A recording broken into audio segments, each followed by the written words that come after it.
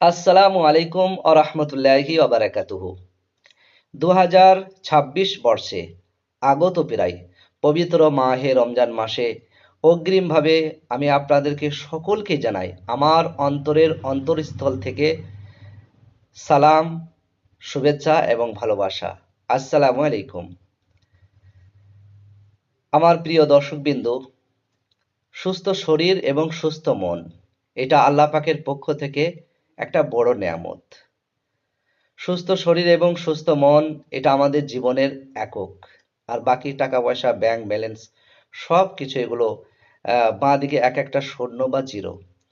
যখন সুস্থ শরীর এবং সুস্থ মন নামক এই জীবনের এককটি থাকবে না, তখন ব্যাংক ব্যালেন্স, টাকা পয়সা নামক যে জিরো বা শূন্যগুলো, এগুলো মূল্যহীন হয়ে পড়বে, এর কোনো দামও থাকবে না।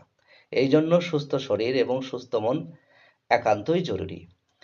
তো কি করলে আমরা সুস্থ থাকতে পারবো? না ওষুধ খেতে হবে, না কোনো ডাক্তারের কাছে যেতে হবে। ওষুধে খেতে হবে না, কোনো ডাক্তারের কাছেও যেতে হবে না। যদি আমরা একটা কাজ করতে পারি, সেটা হচ্ছে অটোফেজি। যদি আমরা অটোফেজি করতে পারি, তাহলে আমাদেরকে ওষুধে খেতে হবে না, ডাক্তারের কাছে লাইনও দিতে হবে না।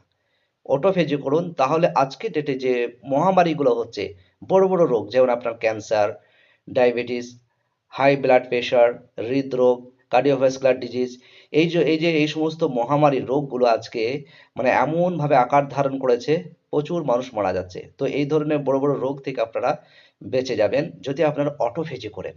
কোনো ওষুধ লাগবে না। অটোফেজি শব্দের অর্থ হচ্ছে আপনার নিজেকে নিজে খেয়ে ফেলা, স্বভক্ষণ যাকে বলা হয়।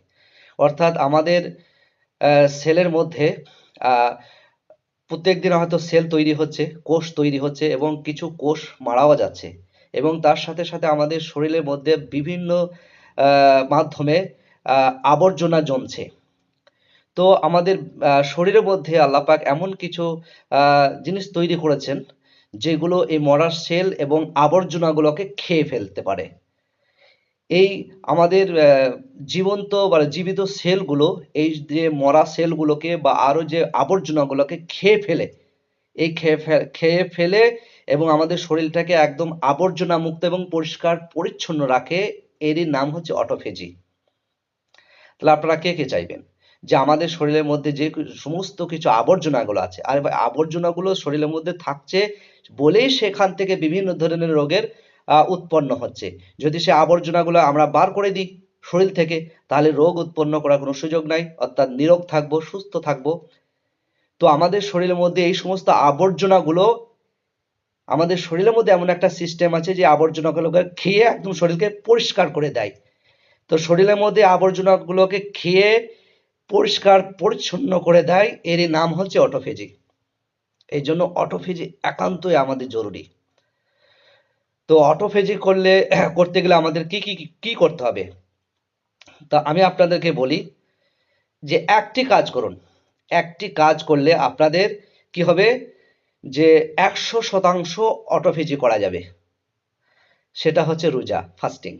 জি, যদি আপনারা রোজা রাখেন, অটোফেজি করার অন্যতম মাধ্যম হচ্ছে রোজা রাখা, ফাস্টিং করা। আপনি যদি রোজা থাকেন, তাহলে 100%ই অটোফেজি করা হয়ে গেল আপনার, আর অন্য কিছু করার দরকার নেই। তাহলে অটোফেজি করলে পারে আপনারা সুস্থ থাকতে পারছেন। আর অটোফেজি করার অর্থই হচ্ছে যে আপনাকে রোজা রাখতে হবে, আপনাকে ফাস্টিং করতে হবে। তাহলে রোজা রাখলে আপনি কি সুস্থ থাকবেন। এ সম্পর্কে একটা হাদিস আমাদের প্রিয় নবী হজরত মোহাম্মদ সাল্লাহ সাল্লাম বলেছেন, সুমু ওয়া তাসিহু, তোমরা রোজা রাখো, তাহলে সুস্থ থাকবে। নবী আলাইহিস সালাতু ওয়াস সালাম কি বলেছেন, যে তোমরা রোজা রাখো, তাহলে সুস্থ থাকবে। রোজা রাখলে অটোফেজি করা হলো। অটোফেজি করা মানেই আপনার শরীর থেকে আবর্জনাগুলো সব বেরিয়ে গেল, আপনি নীরব নীরব থাকবেন, আপনি শারীরিক মানসিকভাবে সুস্থ থাকবেন। এই জন্য রোজা আমাদেরকে সকলকে রাখতে হবে। রোজা রাখলেই আমরা সুস্থ থাকবো। এই জন্য শারীরিক কোনো অজুহাত না দেখিয়ে, কাজের কোনো অজুহাত না দেখিয়ে ভাই আমরা রোজা রাখি। সুস্থ থাকতে যদি আমরা চাই, cardiovascular disease, cancer, high blood pressure, হৃদরোগ এবং ডায়াবেটিস, এছাড়াও আরো বড় বড় রোগ থেকে যদি আমরা নিরাপদে থাকতে চাই, মুক্তি থাকতে চাই, নীরব থাকতে চাই, তাহলে আমরা অটোফেজি অর্থাৎ রোজা রাখি।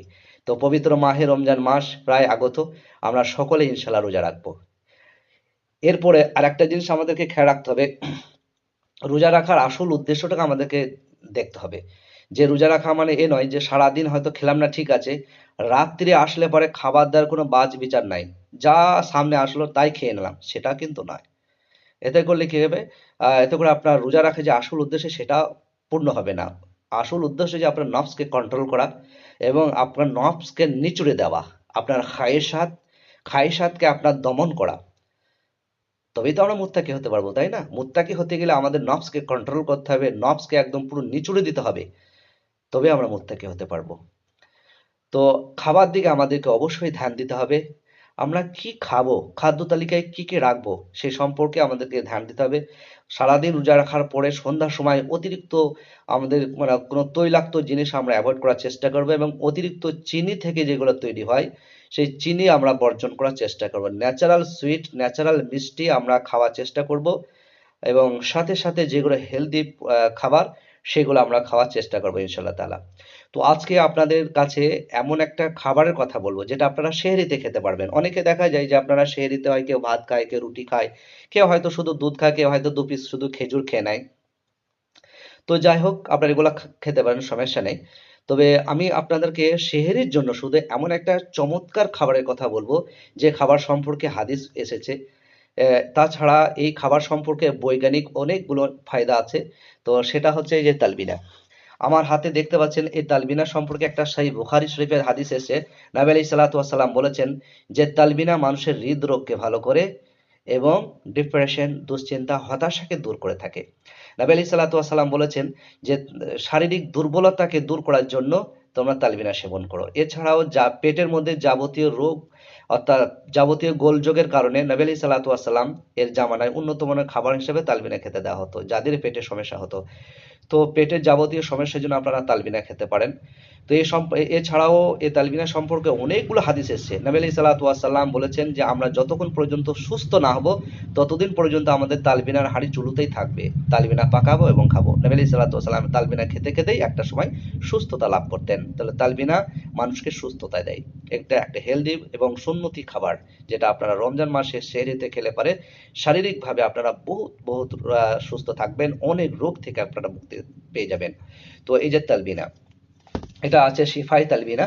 আপনারা এই শিফাই তালবিনা অবশ্যই খাবেন। কিভাবে খাবেন? আহ, আমি এই তালবিনার মধ্যে অনেকগুলো ইনগ্রেডিয়েন্টস আছে, উপাদান আছে। তার মধ্যে একটা আছে বার্লে বা জব যেটাকে বলে। বার্লের মধ্যে আজকে যারা পুষ্টিবিদ আছে, পুষ্টিবিদরা বলছেন বার্লে হচ্ছে আজকের ডেটের সুপারফুড। বার্লের মধ্যে এমন কিছু ভেষজ গুণ আছে যেগুলো মানুষের ক্যান্সারকে দমন করতে সাহায্য করে, কার্ডিওভাস্কুলার ডিজিজ অর্থাৎ হৃদরোগকে ভালো করতে সাহায্য করে, এবং পেটের গুড ব্যাকটেরিয়া তৈরি করে, পেটের যাবতীয় গোলযোগকে সারাতে দূর করে। এছাড়া গ্যাস্ট্রিক আলসার, যাদের পেটে ঘা, সেই পেটে ঘাকে সারাতে দূর করে, এবং যাদের ডায়াবেটিস জনিত কারণে যাদের ঘা শুকাচ্ছে না তাদেরও তাড়াতাড়ি ঘা শুকিয়ে যাবে এই তালবিনা খাওয়ার পরে, তালবিনা খেলে পারে। এছাড়াও যাদের ক্যালসিয়াম শর্ট, পর্যাপ্ত পরিমাণে ক্যালসিয়াম আছে, আপনারা খেলে পারে আপনাদের ক্যালসিয়াম ঘাটতিকে পূরণ করবে। এছাড়াও আরও অনেক অনেক গুণ আছে আপনাদের শরীরের মধ্যে, যে ইনফেকশনকে দূর করবে এই তালবিনা খেলে পারে। সাথে সাথে আপনারা তালবিনা কিভাবে খাবেন সেটা আমি বলে দিচ্ছি। যে আপনারা সর্বপ্রথমে দুধ নেবেন, অনেকে দুধ খেতে পারেন না, তারা পানি নেবেন। তো দুধের হিসাবটা বলি যে আপনারা 250 দুধ কিংবা 250 পানি নেবেন। নেয়ার পরে এই তালবিনা আপনারা 4 চামচ তালবিনা, এখানে চামচ আছে, 4 চামচ তালবিনা দুধের মধ্যে দিয়ে সেটাকে ভালো করে ঘুলে নেবেন। ঘুলে নেওয়ার পরে ওইটা হালকা আঁচে 5 থেকে 7 মিনিট জাল দিবেন। জাল দেওয়ার পরে ওটা ফুটে যাবে, তারপরে ওটা নামিয়ে নেবেন। নামিয়ে নেওয়ার পরে যখন ঠান্ডা হয়ে যাবে তখন ওখানে আপনারা মিষ্টি হিসাবে একটা জিনিস মিশাবেন। সেটা হচ্ছে কোরআনে বর্ণিত এই মধু। আল্লাহ সুবহানাহু ওয়া তাআলা বলেছেন মধু যার মধ্যে রয়েছে যাবতীয় রোগের ঔষধ। আপনার যাবতীয় রোগের ঔষধ হচ্ছে মধু। আল্লাহ সুবহানাহু ওয়া তাআলা মধুর মধ্যে রেখেছেন শিফা। সাথে সাথে আপনারা কি করবেন, তালবিনা ঠান্ডা হয়ে যাওয়ার পরে আপনারা এখান থেকে যে যেমন মিষ্টি পছন্দ করেন 1 চামচ কিংবা কেউ 2 চামচ মধু নিয়ে তালবিনার সঙ্গে মিশিয়ে নেবেন। মিশিয়ে নেওয়ার পরে আপনারা কি করবেন, কালো জিরির দানা, কালো জিরির দানা আপনারা ওখানে মানে অল্প খানিক 1 চিমটি যা উঠবে 1 চিমটি কালো জিরির দানা আপনারা ওই তালবিনের মধ্যে ফেলে দেবেন। তারপর এটাকে ভালো করে ঘুলে নেবেন, তারপর খেয়ে নেবেন। আপনার শুরু হলো সেহরি পৃথিবীর শ্রেষ্ঠ সুন্নতি খাবার দিয়ে। এতে করে আপনি সারাদিন সুস্থ থাকবেন, ভালো থাকবেন এবং শরীরের মধ্যে আপনার যাবতীয় রোগকে দমন করতে সাহায্য করবে এবং শরীরকে আপনার ডিটক্সিফাই করবে এবং সাথে সাথে আপনি রোজাও আছেন, যার কারণে আপনার এদিকে মধু এবং তালবিনা এটা খেয়ে আপনার শরীরকে একদম রোগমুক্ত রাখবে, শরীরের মধ্যে আবর্জনাকে বার করে দেবে। আর সাথে সাথে আপনার রোজা রাখার কারণে অটোফেজি হয়ে যাচ্ছে, এখান থেকে আপনার শরীরটা ডিটক্সিফাই হয়ে আপনি নতুন জীবন ফিরে পাবেন। তো আপনারা সবাই ইনশাল্লাহ রোজা রাখার চেষ্টা করবেন, আর ইনশাল্লাহ চেষ্টা করবেন যে সেহরির মধ্যে আপনারা এই শিফায়ে তালবিনা সেবন করা, আপনি সুস্থ থাকবেন। তারপরে আপনারা যেটা ভালো লাগে সেটা খাবেন, কিন্তু সুন্নতি প্রোডাক্ট দিয়ে আপনি চেষ্টা করবেন যে সুন্নত সেহরি ইনশাল্লাহ করার। তো আপনারা সবাই ভালো থাকবেন, সুস্থ থাকবেন। আমি এই পবিত্র মাহে আগত প্রায় পবিত্র মাহে রমজান মাসে আমি আপনাদের সকলের সুস্থতা কামনা করি। আল্লাহ পাক আপনাদেরকে সকলকেই পবিত্র মাহে রমজান মাসে সুস্থ শরীর রেখে, সুস্থ মন রেখে এবং আপনাদেরকে হিকমত দান করে একটি মাস রোজা ব্রত পালন করার তৌফিক দান করুন, আমিন। আপনারা সকলে আমার জন্য দোয়া করবেন। আমার পক্ষ থেকে আপনাদের সকলের জন্য দোয়া রইল। আসসালামু আলাইকুম ওয়া রাহমাতুল্লাহ।